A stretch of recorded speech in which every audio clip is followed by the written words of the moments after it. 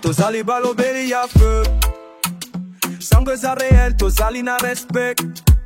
Kishasa, Goma, Bandaka. Soki yoka batu basali koloba. Tozali wana. Ba information. Allez, mbote, ba Congomani nyonso bozali kolanda biso partout dans le monde entier. Bozali kotala émission mlo ba Congolais ba lobby. C'est très important. To pesi bino mbote. Bandeko azali kotala biso na France, na Belgique, na Canada, na États-Unis d'Amérique, na Océanie, na Chine, bisika ndenge na ndenge bozali kotala. Bomoni biso awa na kati ya balobeli ya peuple. Pourquoi? Parce que bolelaki mingi, bosengaki na bakambi pe na ba autorité. Lelo bakota émission débat grâce à kolela na bino. Botika to pesa mbote mingi na ba dirigeant ya balobeli ya peuple. Wana la moni leader Pasteur Gili, aura kolela na bino na pesi mbote mingi na opportunité ba pesi biso. Na sanité DG, monsieur Mitterrand na na PCP mbote na opportunité. Merci na maman Pascaline, maman Pascaline au PAPC biso makasi ya Rosalie Susu awa to pesio merci pe mbote. To sanité José Mbenza l'administrateur. Kolela na bino bosenga ki émission débat politique. Désormais, bon programme, bon nous avons émission débat politique. Oyo bandoleka na chaîne bino balobeli ya peuple pour permettre congolais nyonso za libanda ya mboka. Aïe bani nezo le kalamboka na ye. Oza la muta majorité, oza la muta opposition, tondokuta na awa na kati ya émission oyo ba Congomani balobi. Pourquoi ba Congomani balobi? Congolais fa loba ozo le kalamboka na ye sur le plan politique, sur le plan social, sur le plan sécuritaire, yango tondozana bandeko awa. Merci mingi na équipe technique ozo sunga biso, na pesi mbote na HD, oazali na sima caméra, na bo sanité AG Kiala, oazali na réalisation pe bandeko nyonso bazali ko sunga biso. Mokola lelo to koyamba ba opposant pena mutu moko majorité pour la première fois ba kota la biso na embeli bino mwana mboka Serge Taboko. Serge Taboko azali moko ya SID, grand cadre na SID, ya parti politique ya mwana mboka Martin Fayulu mbala liboso ala balobeli ya pepe pa leka na émission afungo l'émission oyo ba Congomani balobi mbote mwana mboka Serge Taboko. Mbote Ndeko Brown, merci beaucoup pour l'invitation. Na remercier Nzambe à permettre la prise opportunité à lelo. Na remercier pe ba kolo media oyo pe na pesi makasi na bandeko na ngao twali kubunda etumba oyo na SID na bondeli pe pa Nzambe ya kobatela compatriote oyo tobengaka patrimoine commun Martin Fayulu pour que dans un avenir proche akwa kozwa destin to pe destiné ya mboka oyo na kanisi boti koyoka na monoko ya ndeko na biso kulutu na biso Makila, José Makila, même en tant opposition de 2011 à 2016, opposant Bazaki na makanisi, velléité, il y a rejoindre les rebelles. Il y a même des invitations de Félix Azalaki d'accord, Badi Bangazaki d'accord, c'est les patriotes, qui bango makamwane ko simbate. Et yango eloko pesa kinga esengo. Il y a un risque à soutenir tant que pasteur pour soutenir un opposant. C'est parce que na mona ki na kati na zaki na ba valeur. Na zo ki taya ko yekola j'ai compris qu'il y a na valeur. Tant on a zo kama Makila pour le balelo José Makila na moni que tout ça là qui erreur. Parce que comment on peut imaginer dans un pays où plus de presque 3 décennies ba combattre biso. A fidèle et tolobi que to bazali sima ba Rwanda ba Uganda ba sima la bango. Ba Rwanda ba to bazali ba créateur M23. Mais ndenge ni ba opposer ba Congo ba ndeko tsila ba Congo te ba bazala ki pe na agenda caché na ba rebelle. Et yango zo tolobaka tango soki mboka na biso problème ezali za problème ya complicité et na pesi mbote la ke Nzamba batela ye pour que azwa destin ya mboka oyo. Na pesi pe ba Congolais nyonso bazala na parti politique te. Mais o batalaka ke mboko lolenge ezali ko tambola boite ba lembate totika mboka na biso te to bunda oyo tozomona lelo ba sud africain baleka nango bato ebele baleka ba mama passe mais bazala ki serré ba changer histoire ya mboka na bango bona kosukisa bandeko bazomi na ngambo surtout na partie orientale na est baza ko souffrir boza na liki ke makambo ekosila lobi tokokanga parenthèse oyo ezala pe bisika nyonso na ouest wa mobondo insécurité urbaine na parlement pas ndeko na biso Félix alakisi ba limite na ye tozo na liki ke akende ko pema pour que na 2028 ba mususu bazwa relève na pression merci pe na bien que bandeko bazomi na ngambo atekini na pesi bango pe makasi ke nza basunga bango to sala musala oyo ensemble pour na Congo na biso. Merci pasteur Taboko Serge. Tozali pela mwana mboka maître Pichou Malou, personnalité union sacrée. Yazali ko défendre le régime mokoyo et quand même mokonza mboka son excellence Félix Antoine Tshisekedi Tshilombo. Yé pa ko leka na émission na biso ba Kongomani balobi aloba oyo ezali ko leka na mboka na biso mbote mwana mboka maître Pichou Malou. Nazongi selio mbote Ndeko Brown. Pourquoi? Parce que nous sommes très reconnaissants sur base de la qualité de Moussa Ozali Kosala. Merci. oyo ezali kopesa fierté na baimboka et puis na kati na ba institution ata na kati na opposition to société civile bazali parmi ba excellents journalistes oyo bazali kosala mosala na intégrité.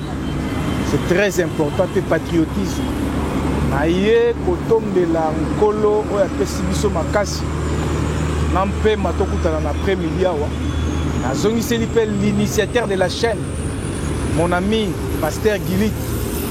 Vraiment, nous sommes des hommes qui ont vécu. Azali moko yoyo, nganaye, to bunda, bitumba, to kangama, to betama, pour que aujourd'hui. Vous Pasteur Gilit? Mais bien sûr. Oh, mais Pasteur Gilit, c'est un ami de lutte, un combattant de lutte. Ensemble avec moi. To kangama ensemble, ba betabiso ensemble, balinga ko boma biso ensemble. Bref, image au monaka émission à Flavia avant bande émission na yé.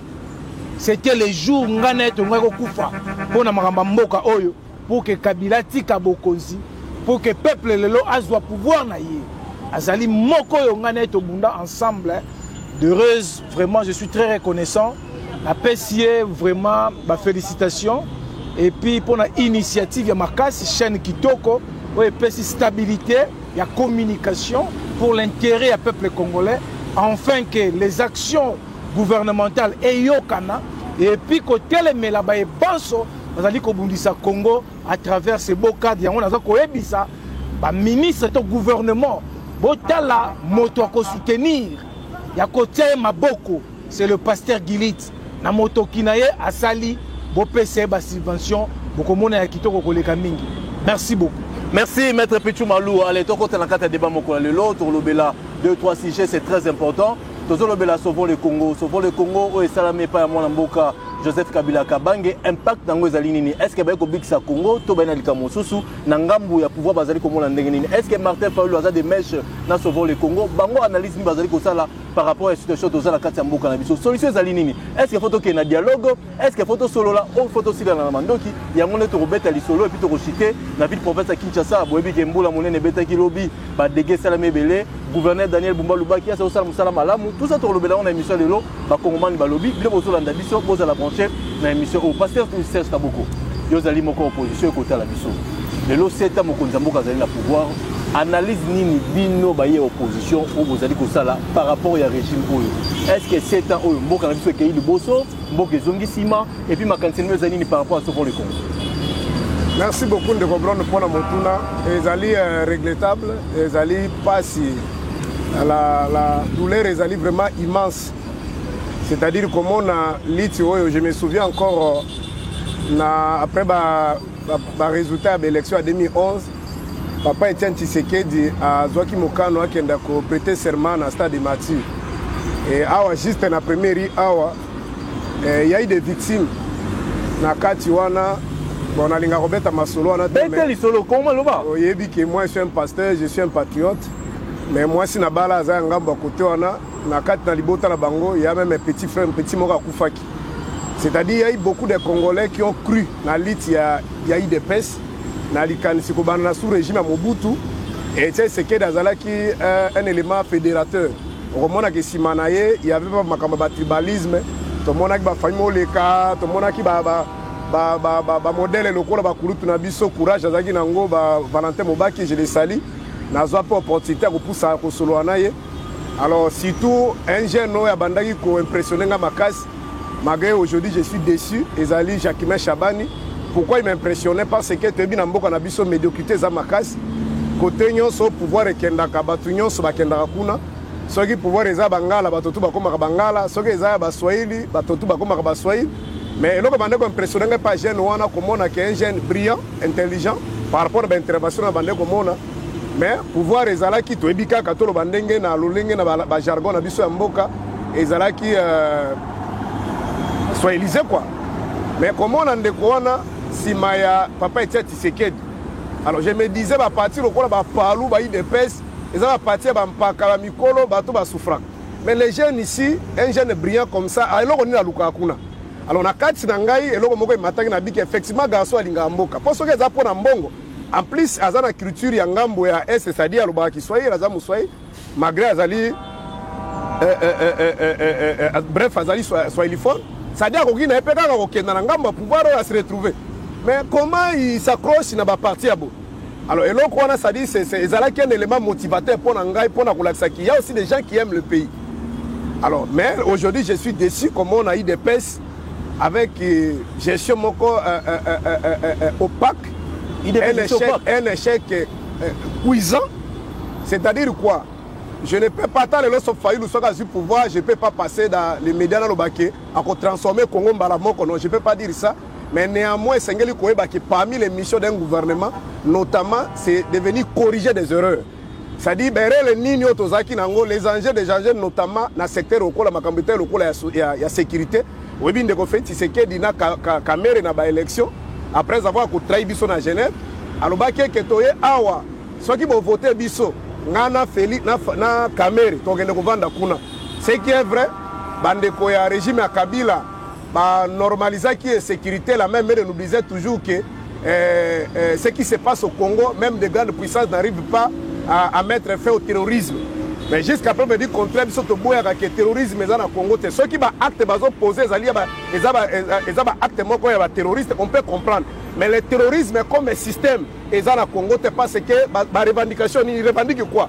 Alors, tu sais bien que les Kagame et Museveni ont créé un groupe na bango, moninga a fabriqué bolimbisi, a fabriqué bazobenga FDLR naye, ba FDLR ya solo penda, ba kufa na bango. Depuis peu à pouvoir dans 94 tili auto yoka na attaque moko na Rwanda te, a créé ba FDLR naye à Lokuta, Kagame a créé ADF naye à Lokuta. Malheureusement, ba terroriste wana babomaka na Rwanda te na Uganda te babomaka na Congo. Ezali impossible. Bref, ils ont créé leur mouvement. Alors, le régime à Kabila babisaki biso ke aussi la gâté. Mais Félix a trouvé ce qu'on appelle l'insécurité. L'insécurité était là. Mais il a trouvé 145 territoires. Et nous avons plus de 120 grandes agglomérations.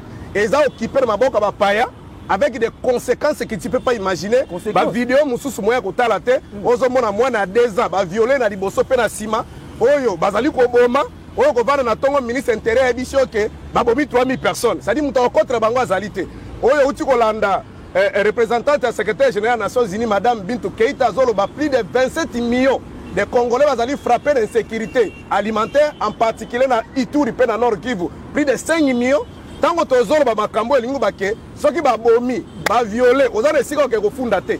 Donc, alors, on doit féliciter Tango, si ma cosa la libala nena Kabila, Yemoko Sukwa Zubo Konzalobi, si je ne parvenais pas à éradiquer l'insécurité qui se vit dans la partie orientale, c'est-à-dire ramener la paix, mon mandat sera considéré comme un mandat nul. Wana munokande ko Félix-Tshisekedi. Nenga tozo balelo to suki wanate des grandes provinces et qui et loko etikali siko kaka reconnaissance internationale par le Conseil de sécurité des Nations Unies. C'est-à-dire balkanisation lobi ezala ki topi le komi réalité. Na régime el ni korobanini. Na minute nanga il a batona ba tu organiser déjà pouvoir judiciaire, c'est-à-dire ba nommer ba magistrat makambo tu bazo sala ba créer na makambo so ba visa yokaki awa. Na niveau à sous-région, les pays où on a fait même qui sont EAC, ils ont reconnaître déjà, Bango monaki Kenya kuta tina ki consulat naé. Donc loko Bango bazangi kaka reconnaissance peut-être au niveau du Conseil de sécurité. Donc ils allaient passer Congo à Lumumba, Congo à Tshisekedi, Mboka zo kenda tozo tala. Mais loko nino totika ina ngonde ko fixa ko sala, ezaka ya kolela lela, ndeka zo lela lela bo. Un grand peuple comme Congo, plus de 100 millions d'habitants, tozo lela liboso un petit pays comme ça. On a une solution. Mais ndeko Félix aboye kotia ba solution, la solution ni naza nango. Très bientôt la solution. Oui, nazo ya wana. On a la kisa OK. Échec. Ezali cuisant. Yango biso to soutenaka etuba papa Tshisekedi. O to voter papa Tshisekedi. Magrenga na ko bango bo semo na tika ko voter ndeko Félix Tshisekedi na 2011 na 2018 te, mais na 2011 na voter papa Tshisekedi na vanda kutu na bureau. Ti ine Madame Eko Zwanga biozo sala nini wana bako bomo pamba. Na bité il faut Kabila kende. Mais lelo tozo mona lelo vraiment c'est grave ndeko. Donc ndeko Félix Tshisekedi na ebité so na taliban ndeko ba kufa na 10e miri na taliban ndeko ba kangama bato ba nyoko ba étudiant musu je te rappelle que ba perdre ba classe na bango. Kaka po ba benga ki marche. Bon ndeko so na ndalo ba makambo ma mi se ko bibangai pamba. Merci Kolela Te. Maître Pichou Malou, personnalité union sacrée, c'est un pouvoir. Et là, comment vous salité, vous créez sous insécurité, vous allez na Dio, na Kagame, na Museveni, pour l'ambo cannabiso, vous avez l'autre côté, au Guinée Martin par le lobby, awa, échec sur échec, nous sommes dans la sacrée, réaction des amis. Soyons sérieux, cher Taboko. Soyons sérieux. Je répète encore, soyons sérieux. Et ça qu'on peut s'en passer. Mon cher, mais tout ça parce que ballon et c'est Toboki. Ballon Toboki, comment tu es japonais derrière déjà. À ce Koufi. Il y a une réaction. Souci na bango zaki cop na bango zaki ke cop o basango ba politicien soutane o ba yaki na yango ezala actif pour que bango bakota nager. Ballon Toboki match katani. Voilà les conséquences. Arbitre Bouki jouer. Pas bête souwa. Soyons sérieux. Parce que moi, Martin Fayou, Nazali Kouloutou Nangaï, Nazali Mokoyo Yongana militaire na ensemble. Namboka Oyu. Naba pasteur Gili Wana. J'étais coordonnateur provincial à la ville à Kinshasa. Il y a 7 soutiens Étienne Tshisekedi. 7. Erwana, l'excellence VPM, intérieur Jacques Chabani, secrétaire général, il y a IDPS. Wana décidé à partir à Monoko, je ferme la parenthèse, c'était la naissance. Parce que l'acceptation non a opposition, c'était problématique. Tu as participé à la conférence nationale. Oh, mais je suis en train de vous dire, ça c'est l'homme qui a vécu. Pour recevoir l'homme qui a vécu. Les alliés m'ont sapoté, l'homme qui a vécu. Les alliés ont une problématique qu'on dit maillé dans la opposition. Quand cela ne tient, il a été adopté dans la opposition sous la reine Sphinx, le mentor politique de tous les politiciens congolais. De reste mémoire. Mais il nous avait trahi. Les conséquences a démontré chemin faisant. Martin Fayulu a trahi ça qui est opposition. Nanine. Mais dans l'élection, il y a 2006. La trahison. Il y a opposition. Où est-ce Martin Fayulu? On devait déjà gérer la ville à Kinshasa. On devait déjà gérer la ville à Kinshasa. Le tribalisme que Taboko, le pasteur, mais a été démontré par son chef. Depuis 2006, il doit apprendre ça. Martin Fayulu. Mais bien sûr, Martin Fayulu a trahi l'opposition en 2006 à cause du tribalisme. Donc, il n'y a pas Sampangi, il y a réalité, il y a opposition, il y a adopté difficilement. Et les conséquences sont néfastes. Je suis à la Kinshasa qui a pouvoir. Il y a des gens qui ont souffert, qui ont tout ça, ils ont des conséquences, il y a trahison d'abord. Il y a Martin Fayulu, il faut reconnaître moto c'est la trahison majeure. Il y a opposition parce que ceux qui ont vu la Kinshasa à l'époque, mais Kabila déjà au Bengana depuis Kala parce que Kinshasa est une ville, il y a une institution. C'est comme ça la réalité, on sait qu'ils sont sérieux. Avant de parler, il faut avoir l'historique correct. Il y a sur le plan politique, Nakangi, Ndekonangai. On a habité, c'est un homme de Dieu, j'ai beaucoup de l'estime en lui. Parce que j'ai toujours été de l'estime d'un homme de Dieu. Comme le minot pasteur Guillet, que j'ai beaucoup de respect en lui aussi. Cher ami, sur le plan comportement, il parle de la sécurité. Ah, Serge Taboko, mon ami, as-tu consulté ton leader sur le plan sécuritaire en Mboka Oyo? Étant que politicien avéré en Mboka Oyo, Martin Fayulu, je ne peux pas le nier. Est-ce qu'on consultait qui est dans une situation de sécurité en Mboka Oyo, étant qu'un éminent politique en Mboka Oyo? Mais nous avons combattu l'insécurité ensemble avec ton leader. Motoyela biso kombo ya Kanambe, Joseph Kabila, son nom c'est Kanambe. C'est ton leader. Martin Fayulu. Naebisio que Ozana Moutou, l'homme qui a vécu Maître Pichuma. C'est Martin Fayulu kombo ya Kanambe. Moni de là, Moni. On a secrétaire général ya RCDN. Nazu kombo na enani Kanambe. Ah, comment on a Kanambe? Pourquoi ça? C'est parce qu'on combattait l'opacité, il y a gestion, il y a pouvoir à Kabila pendant tout ce temps ici, avec lui. Est-ce qu'aujourd'hui, c'est décidé de Martin Fayulu qui a emprunté le langage? Il y a pouvoir Kabila combattu à l'époque. Je m'étonne. Voilà pourquoi je dis, soyons sérieux. Chers compatriotes, soyons sérieux. La patrie nous appartient. On ne peut pas admettre aujourd'hui, voir à la tête de l'opposition, Martin Fayulu, a le même langage avec Kabila, Oya Bengaki Kanambe. oyo a condamné les pouvoirs en place donc tokendaki na alliance à l'époque parce que bango bazaki na majorité biso tozaki na majorité dans l'Assemblée nationale selon la constitution esengaki ke tosala esika moko tokonza esika moko mais Martin Fayulu avait condamné. Comment on peut s'allier avec les criminels politiques? Je dis le mot de criminels politiques économiques. Moi, j'ai emprunté ça de mon aîné Martin Fayulu. C'était ça, Maloba, oh, il y a bimi ça. Et j'avais réussi aussi de dire, effectivement, Kabila, c'est un criminel politique. Pourquoi? Parce qu'en regardant, la constitution taillée sur mesure pour asseoir pouvoir naïe. Nathalie Lissou sur le plan économique, nenga brada ba minerai na biso, nenga brada ba jugement na biso en étranger pour qu'on soit pouvoir naïe. Effectivement, c'est un criminel économique et politique. Mais qu'est-ce qui a changé dans le moment de pouvoir? Qu'est-ce qui a changé? Mais l'insécurité, c'est Kabila, ce n'est pas Félix Tshisekedi. Mais c'est un Kabila déjà Kenda, maître. Créateur, RCD, RCD. RCD comme CNDP. CNDP comme M23, comme Yanani. Soyons sérieux, chers compatriotes. Soyons sérieux. Comme Yanani. Roger Lumba la carte ici a accueilli M23 après l'élection 2011. A déclaré officiellement que n'a accueilli na M23 qui est le porte-parole et je n'engage pas mon parti. Mais les conséquences ont été quoi? Les arrestations, les suspensions, retrait agrément RCDN. Nous avons vécu ça dans ce pays. Au salon, on a sauvé le Congo. Au salon, on a sauvé le Congo. On a dit, dans ce quoi constitution. Quand je passe on doit être sérieux.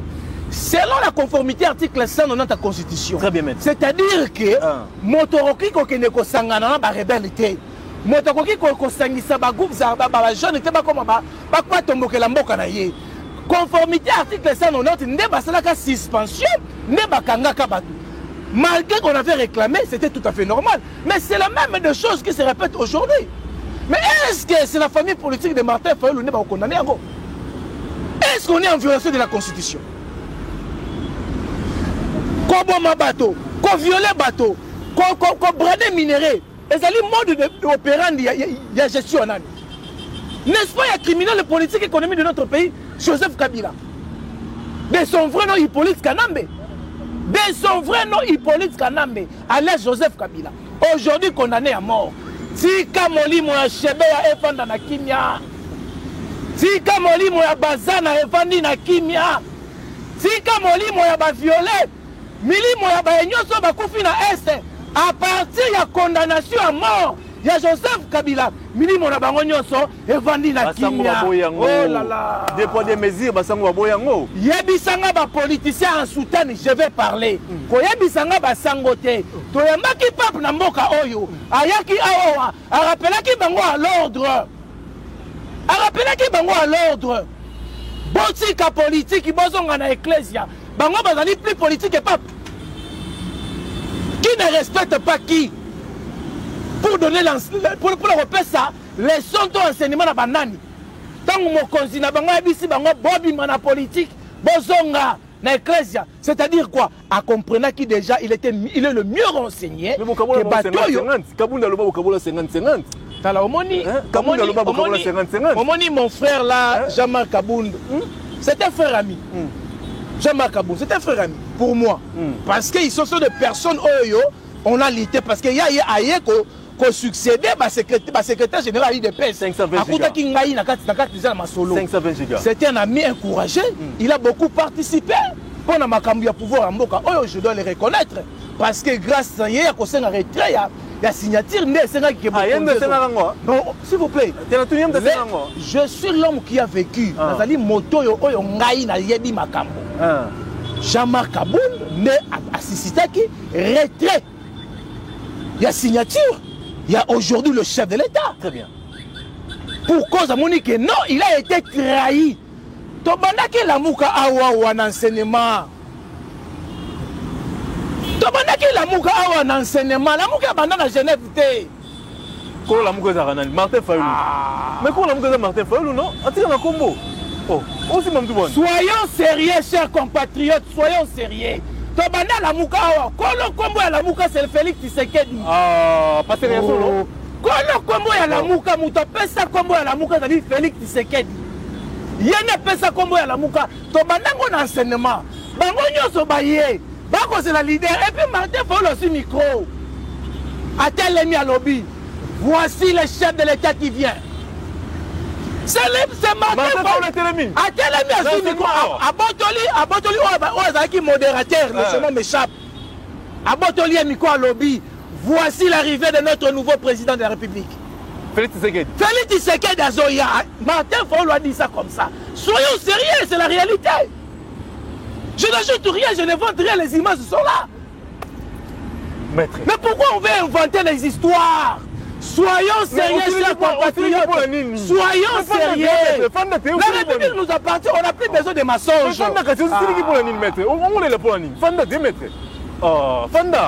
Fanda bamoni biloko ofumuki mbangu wa hotelema biloko yo kimpanvi ta hotelema biloko yo B52 mukongo nkoba les sphinx les mentors politiques ya Congo à hotelema.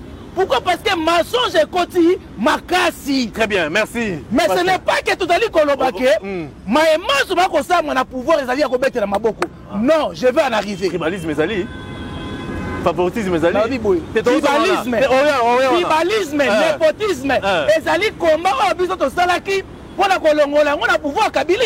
Mais aujourd'hui Jacques Sabali azali fait peu m'intérêt aza tribuni bapesi réponse pa bato poto premier ministre Mama Judith Suminwa aza tribuni bapesi réponse bato Hollande gouverneur ya banque centrale aza muta tribuni bapesi réponse bato Hollande chef d'état-major général aza muta tribuni bapesi réponse. Soyons sérieux chers compatriotes.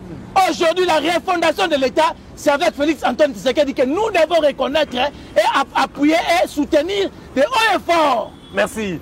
Pasteur Sergio qui refondation de l'État, Félix Tshisekedi. Azosa les Belé, Martin Fayulu très. Il m'a présenté Félix Tshisekedi. Voici le président qui arrive. Mais pourquoi vous avez reconnu mes forces de Samambo comme Serge Taboko? Bon, d'abord, on a fait signe de qu'on a pichu dans la bouche. Nous avons tenté de saluer, on a fait signe de mais par rapport à l'émission à Souka Tosalana, namoni apenda Kiti sous Troba. Ça, le biloko ya ba comédie. Donc, tant que une émission, il y a quand même une thématique. Ils ont motuna batunio, il va répondre. So comme le kotia o salaka makamondre bana ba druke bazo sala lioto. Makamoto alobi anga na moni eloko moko alobite. Nga motuna ezalaki akoyeba ndeko Félix tozaki na ye ensemble a eu pouvoir. Est-ce qu'il y a quand même un changement, il y a de l'amélioration? Par exemple, pour placer le débat, pour contextualiser le débat, on rappeler au boy, parmi les missions du gouvernement, notamment, ils allaient corriger les erreurs. Erreur à l'Iboso dans un secteur état local, la sécurité. Na meki ko décrit yango na kasi mo kilombe yebi même ba kizengi, même ba baba, même ba sour, ba yebi ke mboka eza malamu te. Est-ce que naza faux pasteur est na constitution lo bierson? Mobutu ayaki akutaki mboka ezalaki émietté, il y avait des désordres partout. Il n'a pas gagné les élections, mais il a fait son coup d'état, il va ramener la paix, il va réunifier le pays. Tous les opposants bazaki à Mutolobelo bazaki ta. Ogolobanini pense que Mobutu a ramené la paix. Ogolobanini. C'est comme Makamanga na lobi na kosi ne sikani. Est-ce que vous comprenez? Deuxième émission, il y a gouvernement par corriger ma erreur. Ce qui n'a pas de secteur, par exemple, dans la social, même dans le régime criminel dans l'histoire de l'humanité, même les régimes médiocres paient à son âme mon sang à l'obaka. Aussi, quand on gentil, à l'équipe de la télévision, il y a un projet, il y a un caboli dans nos peuples totalissime. À la télévision. Ministre. Collègue, concert, tout nié. Au boya, à deux boya. Mais pas comme boya. Mais on a un régime, moi, on a un Tshisekedi. Si on a passé à soutenir Makambabo, parce que l'homme de Dieu, c'est la vérité. Tous les hommes de Dieu dans l'histoire de la Bible, commençant par le prophète Moïse, par le premier roi Saoul, si nous avons le prophète Badek soutenu à côté après, lorsque le roi se méconduisait, le prophète Badek ramené. Samuel Moutakomi Saki, Saoul roi. Les jours où Saoul se méconduit, si Saoul, qu'est-ce que tu as fait, ce n'est pas la volonté de Dieu. Dieu te démet aujourd'hui. Et Dieu l'envoie dans Ndako Isaïe. ABC Abi non, qui n'est pas Isaïe. Mon collègue David a commis roi. Les jours où David s'est méconduit, ça Nathan, David, tu t'es méconduit. Dieu te rejette. Heureusement, David a 5 pardon. Donc, un serviteur, un vrai serviteur de Dieu, il reste du côté de la vérité.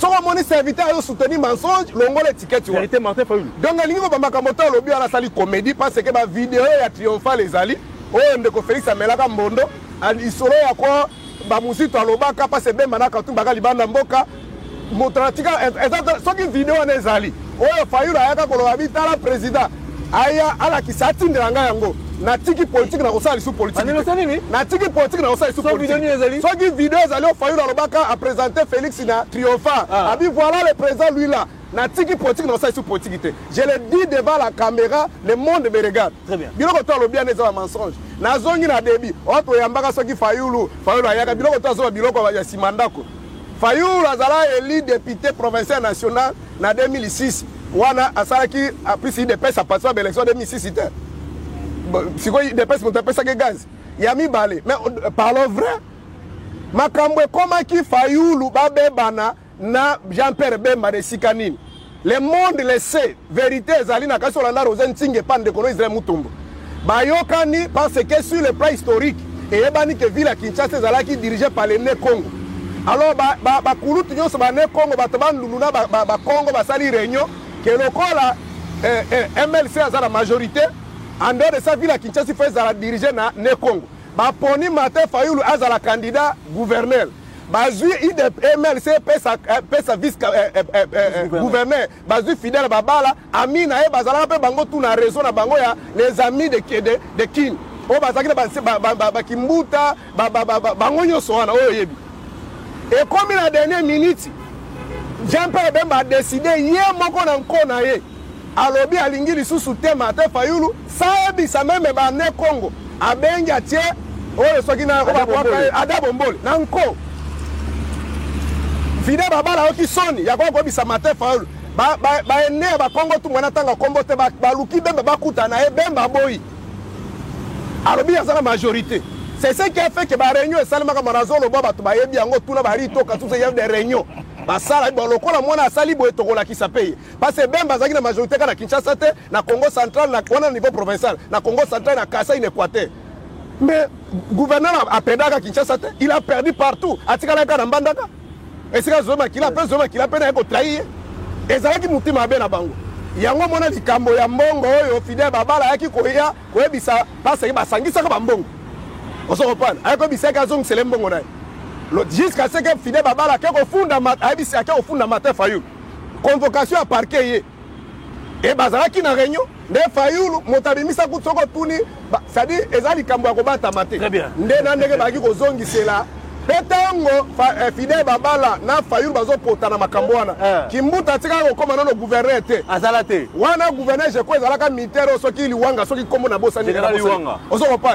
De Nandenge, Kozambongo, on est à défi, ça ne peut pas Mbongo, ils n'ont pas Kimbuta. Kimbuta peut nous appeler ça, Zaki, moi, c'est Kimbuta. Pour Bazongi, c'est la Fidèle Babala. Azongi, ça peut Mbongo, on a mis sur la Rosen Ting et les autres. Fayulu, c'est un patrimoine. Otikolanda, Otikolobawa. José Makila Lobby habite aux une opposition Félix Ayebi Badi Bangayebi photo région de la rebelle c'est le patrimoine commun Fayulu Aboya José Fachan Dimara ah on a une vidéo te papa Badi Banganimara oh on a une vidéo te bayoka dit que Félix Ayina pota kati sakuna est-ce que vous comprenez yo on considère Fayulu c'est un patrimoine commun tant que mon homme de Dieu a soutenir motora Fayulu ça dit c'est un je te dis na bana basé na nzambe belé.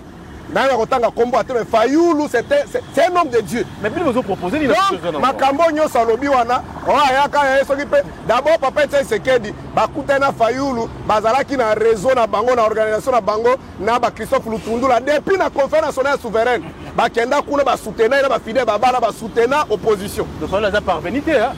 Ben non bazo bezangi mutuna makolo na 2011. Oyo azolo babayaka wana na 2011 Fayulu déjà azalaka député provincial, député national.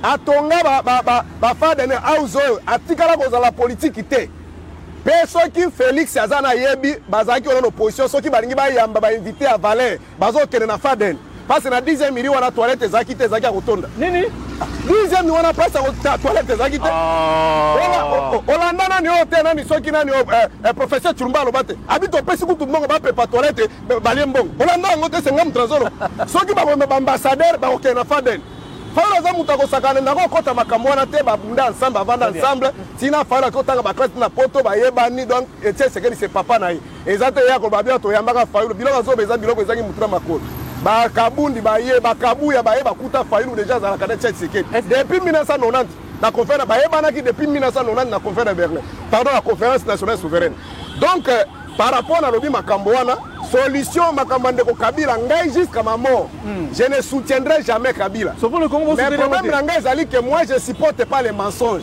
ça dit koya ko sali na analyse comparative ya ba crime Kabila salaki non Félix azo sala eza nango c'est pas ça le débat débat ba congolais landa ndeko débat ba congolais ezalaki ke barosi mukendi bapesa bomoi na bango pour que makambo esila totonga mboka na biso medokite sila siko soki bino bovandi wana boza nando na basouvenir ya bacrime Kabila sala lokola Kabila ndako yiba mbongo bino pe bozo yiba Kabila bomaka bato biso pe tozo boma mais pourquoi vous avez pris le pouvoir pourquoi les Congolais sacrifient leur vie ce que nous analyse comparative okokisa bango parce que Kabila boma na Congo central j'ai ngai nazala ba image nyonso négative o bacrime Kabila sala aboma bato abunda Congo asala bacrime belé Félix pe na tango ne bato bakufi na prison Félix na tango ne bato mwana nsemi bakufi awa na ma campagne bakufi na nini na mboko nini avokoma okende matadi kombe koya non so pusani mboko muso ya kombe koya kana na zoluba awa biso to sala marche d'avec kala baboma awa na régime awa na régime fait Tshisekedi d'abord marche liboso militaire liboso ya sida kufa komo na défend Paluku akufa na Goma marche mibale d'avec kala la kufa babete masasi lokola Etienne na Bible awa ba militaire de pesa bazo bete makasi tika kufi militaire misato Zirasi banzanda toti ko kunda pas même un mois asali soki 8 mois na morgue est-ce que vous comprenez Félix régime ne va pas mettre makala Félix dans le régime ne va pas mettre Goma est-ce que tu vas faire débat les débats n'étaient pas là débat là Félix a dit que ceux qui ont eu pouvoir tu ko changer makambo papa lobaki le peuple d'abord mboko Félix lobaki na régime na ba kokanga mutute eza na top Congo aloba ngo na B1 ngai Félix Tshisekedi to finir ba kokanga mutute est-ce que les autres salim est-ce que vous comprenez tango nazoka bakangi soki nini ya makila tout ça maman ba pesa gaz makila c'est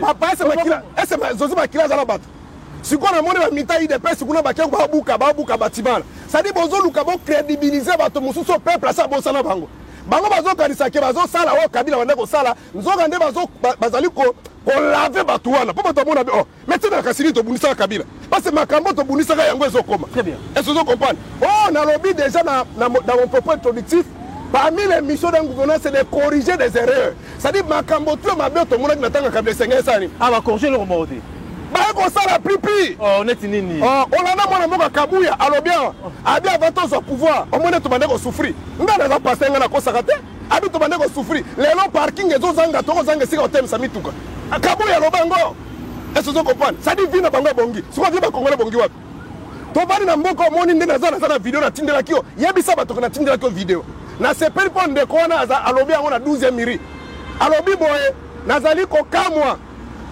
Rwanda sali complicité atindali biso mbula alobi mbula betio ezali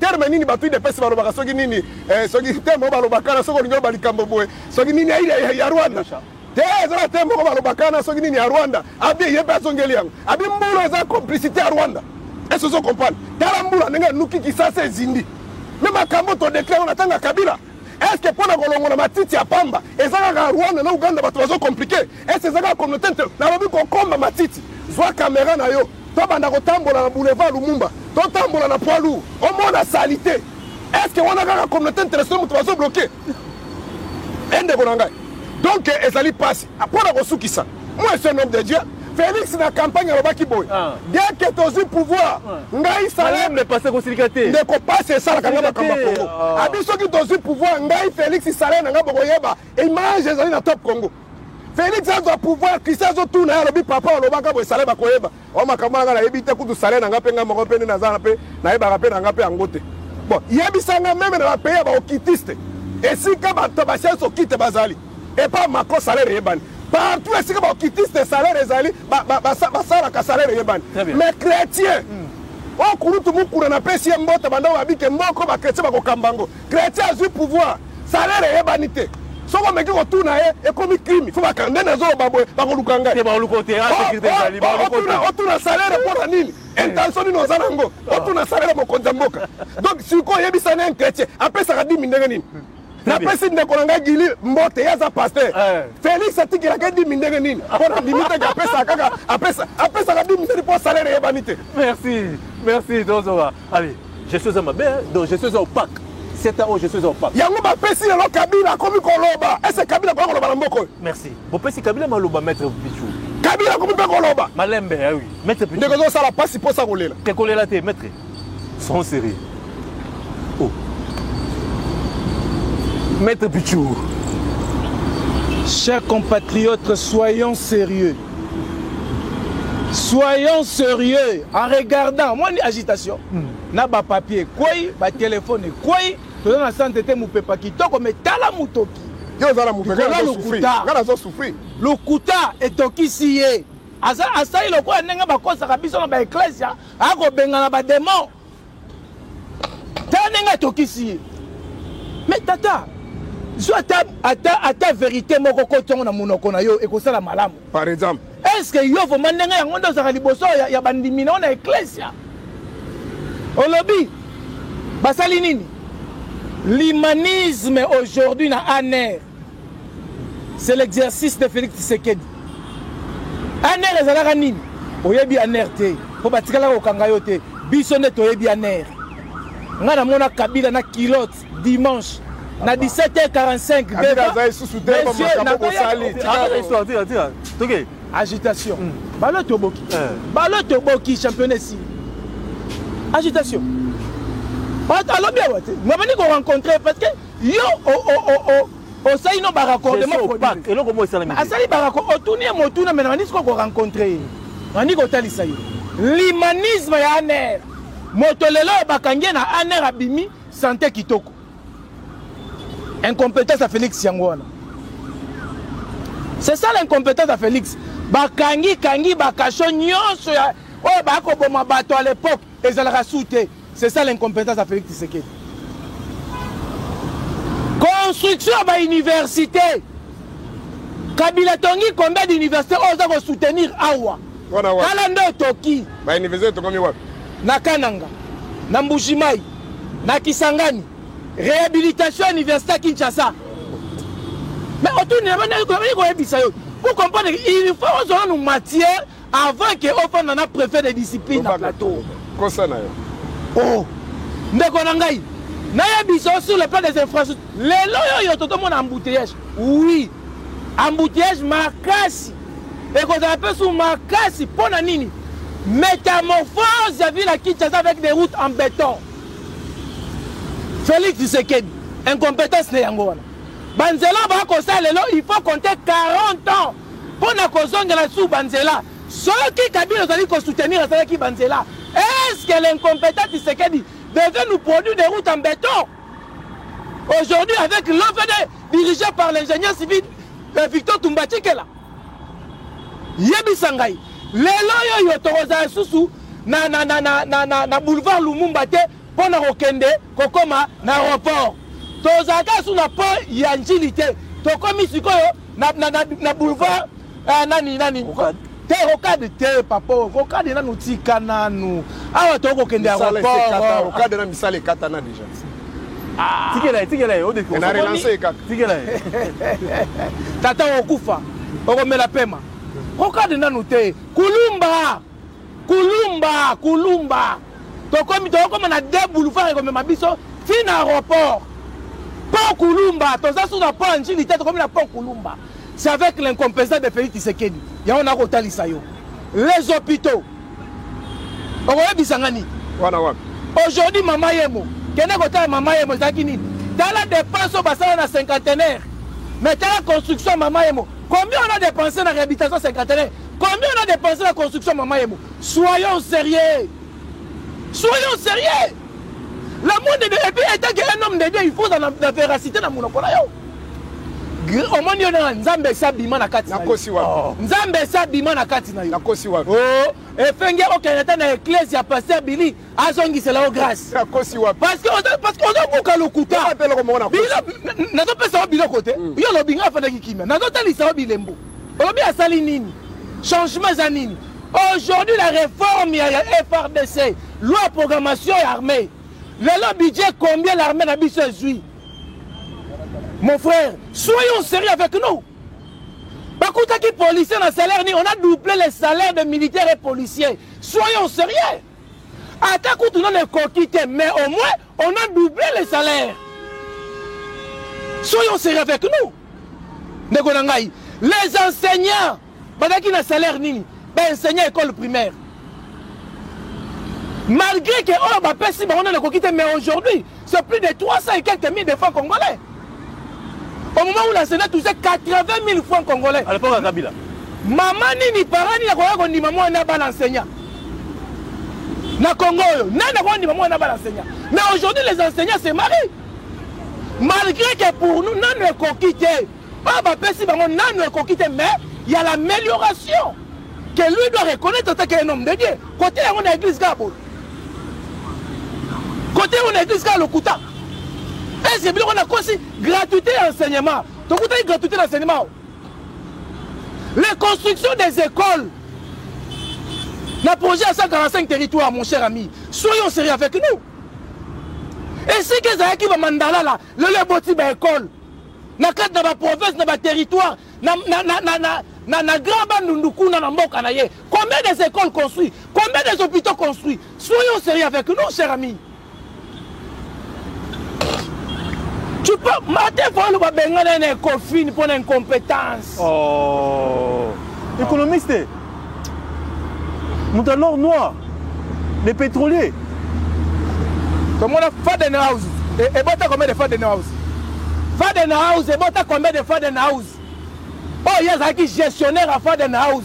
Et bota combien de Fadenhouse? Mais Fadenhouse, on est quoi? Ekoufa. Dans la bataille, la mine est Ekoufa. Sans impact. Si il était un bon gestionnaire, Fadenhouse, et bota combien de Fadenhouse? Ateka ki bokonzi, akene confine, babengane pour l'incompétence. Farine mataka cher na kuna na kivila Kinshasa. Tozo ngaka lipa awa. Ozo bossa na bakinois. Moi kanisa makamona zoloba ici l'homme qui a vécu. Tozo ngaki lipa awa to ke so maman para Brazzaville. À cause de Martin Fayulu. À cause de Martin Fayulu poser un conflit na ville Kinshasa. Oh, soyons sérieux avec nous, nous avons inventé des sortes de réalités. Tozo ngaki lipa, c'est pour tozo lipa to ke na Congo Brazzaville. Il a été chassé à l'Ecofin, à Silisa mandaté. Pour l'incompétence. Basali bloc patriotique, awa. Basali bloc patriotique, Bakabana Moussou tout pour l'année. Parce que Moussou doit piser comme l'union sacrée. Moussou doit comme l'union sacrée. Tala, Nabiso, moi on la plateau. C'est l'homme qui a vécu. Dans l'initiateur à chaîne Oyo. Parce que nous avons vécu des événements. Basali bloc patriotique ici. Basali pour l'année. Et que le Koswa Mbongo. Mozito Boya Koswa Mbongo, je salue mon ami, le secrétaire général. Maître Blanchard. Maître Blanchard. Baya Boy Mbongo, $700 000. Bapanzana. Kopedaya. Martin Fayulu l'opposition, mais il était sourdoyé. Dans le pouvoir à Kabila et Mouzouto a été surpris pour la première fois. Très bien. Il y a un seul qui est Bakabouana Mouzouto. C'est la vérité. Je ne sais pas que c'est là au monté. Atini Batuna Seni à Wangani. Aboye élection. La personne qui a dénoncé le cabal, oh Martin Fayulu a recruté ma candidat na Fikine Awawa. Pour la côté ça va frauduleusement. C'est moi ici, maître Pichou Malou, le préfet de discipline. Kopedaya. Yemoko à quelle élection? On n'a aucune élection, surtout Martin Fayulu a les candidatures. Très bien. Arrêtez ça, après c'est pingue. Siège. Mais pour la Kolo Bande Konangaï, quand il parle ici, mon ami Maître Moussa. Vous avez dit que l'État peut bien. 5 minutes. Non, 5 minutes. 5 minutes. C'est équilibre, ok. D'accord, Kabela minute Nangaï. Pour vérité. C'est la réalité, mon frère. Quand on a JTT, ça la calme. On a dit, ah, naïsa makambuya, la mouka awawa. On a ngana la image. Au cadre, na bango na décidé. Maître Moussa, mon ami. Nazalaki na ACC avec Philbert Mabaya, avec question il y a Sénat à l'époque. Et si tu as une élection ensemble, na Maître Moussa, tant que tu as lancé Awa, na Mouga Awa en enseignement, il est là à qu'il retourne dans le cadre de la banque. Très bien. Les témoins, quand Martin Faoul s'est levé pour crier voici le président de la République qui vient. Merci. Allez, tu vas continuer. Qu'est-ce que je fais? Maître, bande de rebelles bazou landa biso. Monique Owali Goboto na malo. Tu n'as pas passé 5 minutes mais coquille. Et coquille t'as pas d'antenne. Les gars ça lycée. D'antenne. Na problème. Na discuter à minute. Bakisa sous 5 minutes yanga bakisa. Vous allez belé bozo landa. Na bozo ta 2. Ah ils allaient débat républicain. Débat républicain la tinini. Oye na makanisi. Congo zamboka na zamboka na ye zamboka na biso nyoso. Nini ozali ko proposer pour Congo kende liboso. Tala tina toza toujours réfléchir. Makambo zo le kalamboka na biso Congo solution ezali nini. Ya to sala genre ba débat tozu moto ya pouvoir na moto opposition. Selon bango gestion ezali opaque. Mboka ezali ko tambola malamu te ezali ko senga réforme na kati ya mboka na biso changement. Selon de quoi pouvoir abi mboka bango bande bazio pendant 7 ans makambo belé salami ba avancer ezali na kati ya mboka na biso. Qui dit vrai, qui dit faux, nous vous allez Colanda biso, beaucoup comme la biso na numéro ezali wana, bobenga biso. Émission nous allez ko baba Congolais ba lobi, vous allez ko permettre que Congolais se place à point de vue na. Le l'autre monde sorti médiatique il y a jamais Kaboul, tout le monde souvent le Congo botami na Kenya, bino décider ma cancer nous allons faut trouver solution à mboka na biso. Qu'est-ce qu'il faut faire? Est-ce qu'il faut vendre tout autour de la table? Mais si on vend tout autour de la table, banani ba ko participer à la carte de dialogue wana. Oyo bino Martin Fayulu allez ko senga pour trouver solution idio na mboka na biso. Pasteur recherche ta boka. Merci beaucoup. Na le mot est l'essentiel. Parce qu'on a l'andi na bilo on est Azwa Moussa Akazalamuka Akenda Bodon, on risque de ne rien dire ici dans l'émission. Peut bateau baza ba comprendre le mot. Na ba makambo za motu ba Congo bazo zila na mincho. Po ye ndenge na landi yawa ba parti politique on dirait ça à l'équipe ngwa ta 15. Ezaka parti tozalaka parti tozalaka ça dit un transement. Donc azala parti boko tezaka kana ile pesi kazalaka kutakanga. Ezawa na mabaya na zalaka. Ezawa donc il est partout. Alors nazo bisa ba Congo bazo landa biso bo. Ndeko na biso fait c'est que to linga mingi il a commis des erreurs graves. OK. Oh les autres ont payé ba prix. Mais tozana chance ezali que tokoki ko akoki ko tirer ba ça doit corriger ba erreur wana pour que to sauver mboka na biso. Nazo na médiate pendant ba bêtise. OK. Erreur grave à tirer asala ke ezaki nini? Ezalaki a ko se rapprocher na Kabila, ko se rapprocher na Kagame na Museveni pour la raison de cause que tout le monde connaît. Ayebaki ke biso tout oyebi lobaka ke ozala corrompu. Bitumbo ete c'est que la Burundi a de 30 d'années, baboto le pouvoir en 2011 a kokate ba bloquer a kokate ko récupérer pouvoir.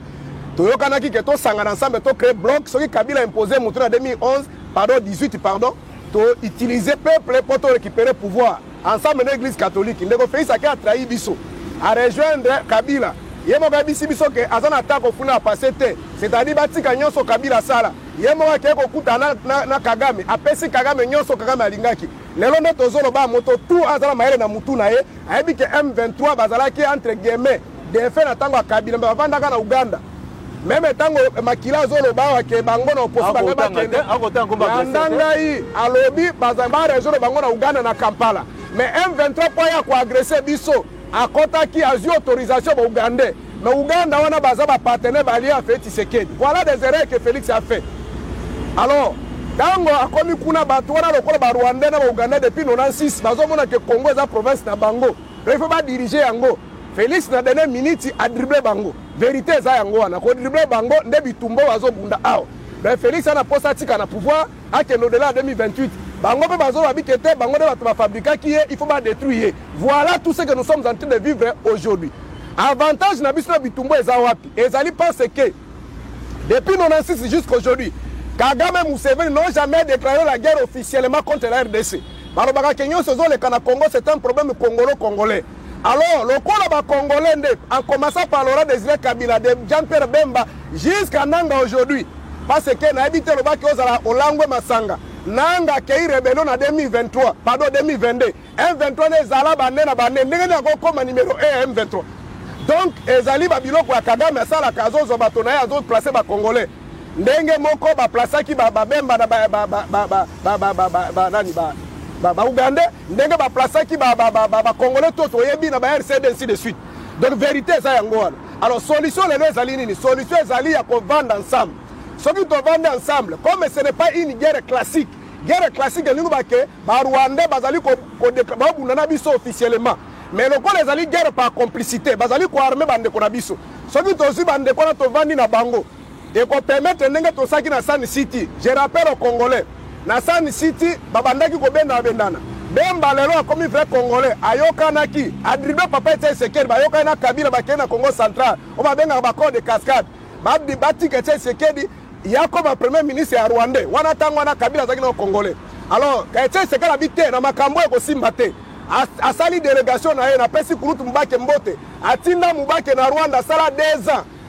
Papa ete sekeri akeko kutana na ba président nyonso sous région oyo.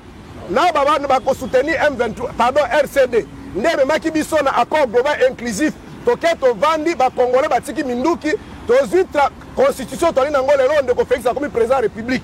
Donc le les alliés guerre par procuration ceux qui to vandi ensemble et ko sala ke toko kanano ko zwa akarmi to pesa kimena bande ko na biso toko ka ko définir les vouloir vivre ensemble to bongisa armée na biso ponde ko Félix Tshisekedi na zongi pena makamba lobaki armée est infiltrée mais c'est ridicule.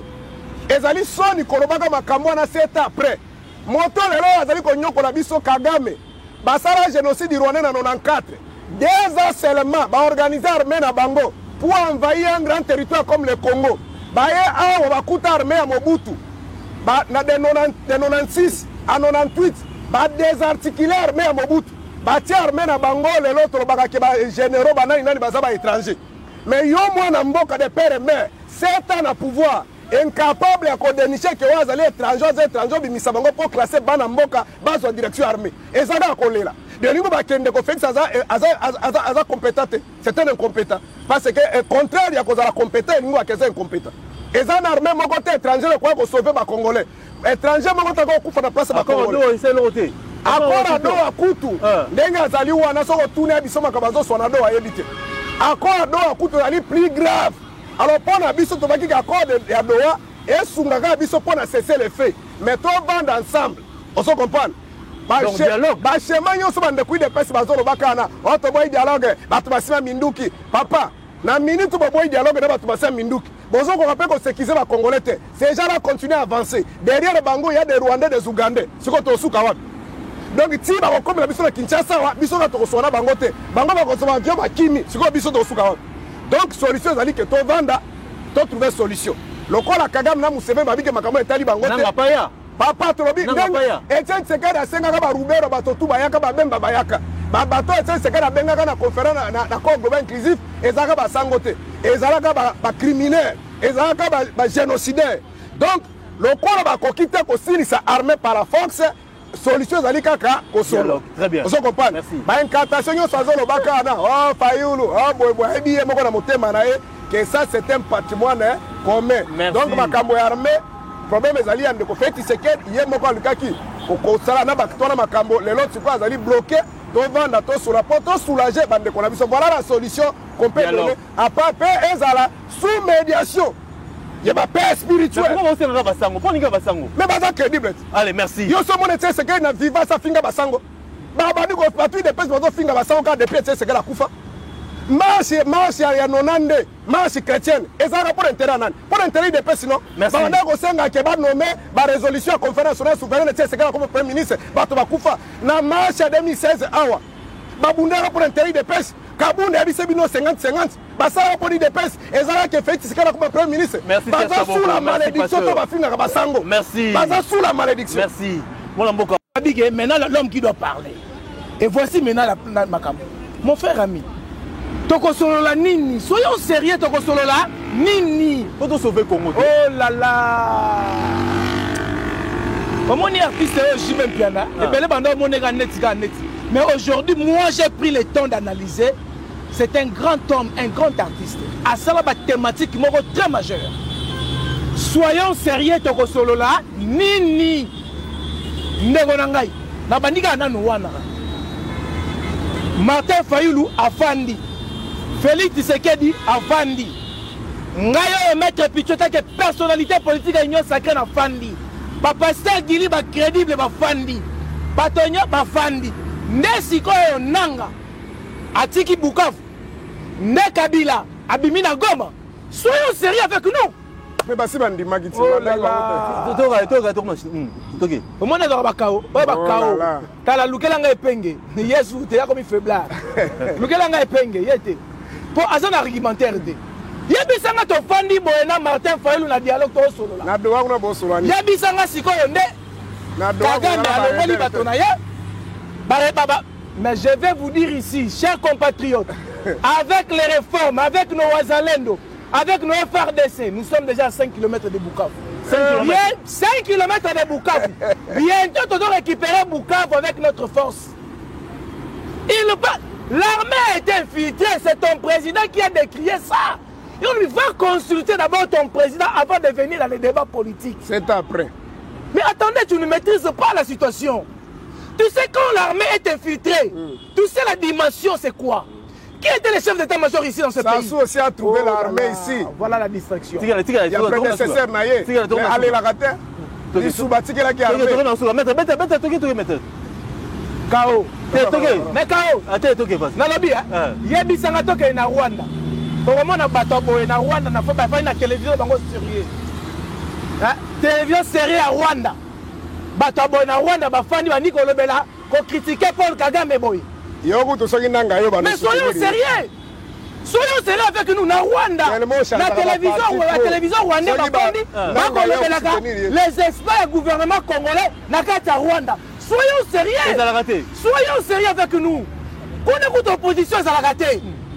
L'opposition na Rwanda, ça l'a raté. L'opposition na Rwanda, ça l'a raté. Ni le pas, donné côté ça prouesse quand on était à l'opposition. Ni le pas, donné côté ça prouesse à Rwanda. Donné qu'on aime ça coûte pouvoir en place, moi on est à Rwanda. Mais Ali a félicite. Monsieur Kagame, Ali a félicite. Bah alors, et c'est Toboki. Championnat, sur la ligne. Soyons sérieux avec nous. On a dit que des fois il a fallu un chef de l'État à Sierra Leone à Kabila. Maintenant, il est sérieux. Leader d'ailleurs sérieux. À quel moment la bloc patriotique na Kabila pona nini pour combattre l'injustice. Mais Félix na Kabila c'est pas mal. La élection Mouibi. Ah ngaye. Comprendre. Confusion. Confusion. Dans la matière té. Comment lier le ba benga na décider. Mais il est chassé dans décider parce qu'il ne maîtrise pas. Comment yo connaît Golobake? Ma belle Félix Tshisekedi pour assanger Kinaka, na Kabila, ton président. À quel qu'on s'est réallié, na Kabila, bah ça les blocs patriotiques, bah pas si on a $700 000. Donc on a un c'est pour tout ça la masse, tout le monde a qui signé $700 000. Sinon, moi que tu, mon frère, Limbi Sangaï, parce que grâce Nangaï, ma belle Nangaï pour ba benga na lelo na décidé. Botine Nangaï et Penge, Botine Nangaï maître Moussa. Ce sont les hommes qui ont vécu avec rien de tout ça, débat de niveau. Mais solution, c'est dialogue, solution. Nazo yebisa yobo toko solo la nini. Mais na doa bo solo. Objectif ya ko solo la dialogue. Ko solo la ko pe pour le gati. Encore le principe États-Unis na Kagame bo signer bo solo nini pour la minerai na biso. Les génocidaires des Congolais pendant 3 décennies. Les bavardaires ratigana ko tsama kelele parce que l'homme sérieux qui parle. Ça c'est la République. Ça c'est le patriotisme. Parce que dans soyons sérieux, il y a une interpellation. Il y a tout Congolais et Congolaises. Avoir conscience, à la patriotisme pour notre élément. Derrière le chef de l'État, le commandant suprême. Derrière le FRDC, derrière le Wazalendo. Tout Bengana Monguna. Et bon, on est si quand on fait un abisso, na biso. Mais jusqu'à quand? Mais non, tout ça qu'on la moussala, tala moussala, kuna ça. Kagame ba banda ba. Nanga l'élite, peuple congolais, nanga l'élite, l'élite. Nanga l'élite. Kagame aleli à l'élite, Kagame aleli. Aleli frappe à FRDC, frappe à Wazalendo. À ce moment, on n'a pas si parce que déjà ici, tu dois récupérer. Ça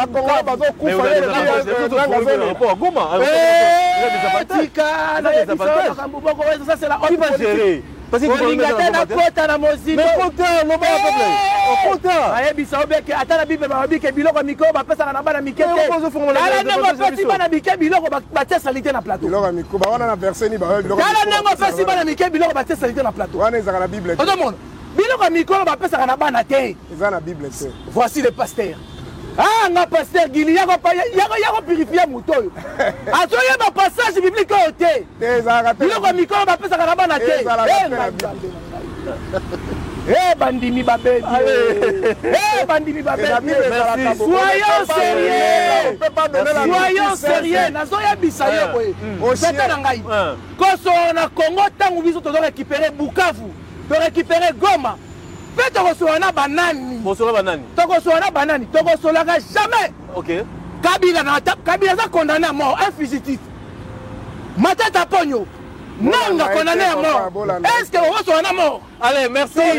Merci, maître Pichou. À retenir ici. Allez, 30 secondes. 30 secondes, monsieur Sim. 30 secondes, rapidement. Soyons chers compatriotes, l'air a sonné. Si Kana tombe la moto moko, tout le monde a biso, ma première dame Yamboka Oyo. Oh, bah c'est constitué pour l'intérêt privé personnel. Il y a une première dame dans ces pays qu'on doit reconnaître. Maman Denise Nyakero. Pourquoi? Azali ko investir kaka na moto pour que demain Congo azoba élite moko capable avec bourse na excellencia. Elle mérite de reconnaissance. Asuki on a été à quel bademini, badre panocitose. Elle a quand même le droit aujourd'hui. Mais je vous dis que soyons sérieux. Je dis que soyons sérieux. Avec la première dame, tout dans l'hôpital à Mabanga. Mais il y a la première dame Baleka, Basala Nini. À part Maman Cessé, il y a un Congolais à dater d'aujourd'hui. Bobenga Kaele, Maman Cessé, la femme des œuvres réelles pour les intérêts des compatriotes. Merci, passez monsieur Sankara, Sankara. Ok, na chômage. Bon, on a apprécié d'abord. Bakambi chaîne Mbote, merci beaucoup na ndenge osepeko na biso na pesi pe Mbote. Merci. Na madame Pascaline na bandeko na ye bazali kosala musala ndeko na ngambenza. Tolinga mboka, tozala mboka musute. Très bien. Soki lelo Congo ezali affaibli, c'est à cause de la division na biso. Merci. Parce que les gens regardent leurs intérêts. OK. Soki ndeko Félix ndenge tozalaka na Genève ensemble taka ndenge bazalaka na et que makamba ko kabwana ezalaka te kabuya kabunda lo bakata o retirer 50 mais lelo ta musu histoire ya fidèle na ya kabila site to ngamboka na biso lelo moni kabila ko makasi ba komi soko kumisa ye bato bakomi ko landaka na sima parce que on n'a pas mieux fait que Kabila ndenge lelo Mobutu soka zaki na bombo ba congolais banga balanda Mobutu parce que bazo kanisa à cause de la sécurité donc ce qui Félix aka ko sala mieux que bo bazala ki lobby mais bato banga ba kanisa su bo ba lekate donc tovanda tobongisa mboka na biso tokende bandeko biso bali kokufa kuna pasi mpo mboka ekende liboso apart awa toade mboka mosute. Merci pasteur, merci na bandeko nyonso olandaki biso na monde entier, na France, na Canada, na Paris.